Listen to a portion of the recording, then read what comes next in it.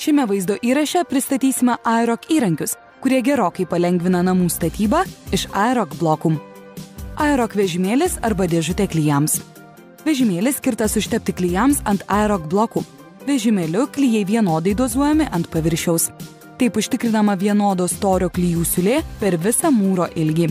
Itin patogu naudoti vežimėlį, statant ilgą ir tiesią mūro sieną. Visiems blokams pritaikyti reikiamo ilgio vežimėliai. Aeroc klijų kaušelis arba mentė.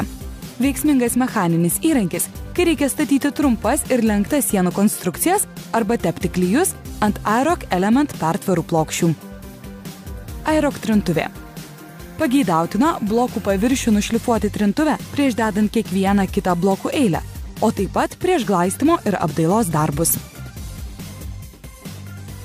Aeroc brūžiklis. Profesionalus įrankis, skirtas apdoroti dideliam paviršiaus plotui bei norint iš Aeroc blokų sukurti įvairias formas.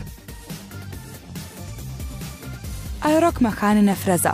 Mechaninis įrankis frezuoti išdrožoms, skirtoms užtaisyti sustiprintoms siūlėms ir elektros instaliacijai.